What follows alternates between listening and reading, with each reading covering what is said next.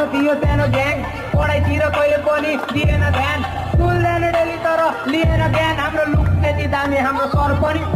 भारी त झोला बोकी स्कुल जान्थे जहिले एसेम्ब्ली सुरु हामी गएर जान्थे जहिले चेक हुन्थ्यो कपाल पिडाइ खान्थे जहिले पढाइको पाल थिएन चिलमा हुन्थे जहिले पढाइ राख्थे सर हामी हाँसी राख्ने जहिले चालु हुन्थ्यो क्लास हामी खाइराख्ने जहिले एकअर्काको बिल्ला आने दिन हाम्रो भिट्थ्यो हामीले हल्ला गर्दा अफिससम्म पुग्थ्यो कुनै पिरियड झ्याउ लाग्दा सबैजना सुत्थ्यो घन्टी लाग्ने बित्तिकै टोइलेटतिर पुग्थ्यो कुडाइ पनि खाए तर माया धेरै पाए 10 क्लास पनि हामीलाई काम पनि लाए बस्थे फर्स्ट बेन्चमा तर होइन हामी टपर कुनै पिरियड लेजर हुँदा हल्ला हुन्थ्यो बदर लगेनन् टुर हामीलाई रिस हप्ता हाई फर्स्ट ब्याच हामी रिजल्ट पाइयो अरे नाइस अरू स्कुल होस्टेलमा तिल गर्थे हामी एकअर्काको बिल्ला आने तिल भर्ने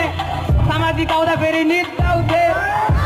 डर लाग्थ्यो फर्मुला याद गर्थे नेपाली पिरियड सबैभन्दा बेस्ट लाग्थ्यो इङ्ग्लिसको होमवर्क सबैले नै सारी राख्थे साइन्सको के कुरा गर्ने जहिले हल्ला भइराख्थे साथीहरू साथमा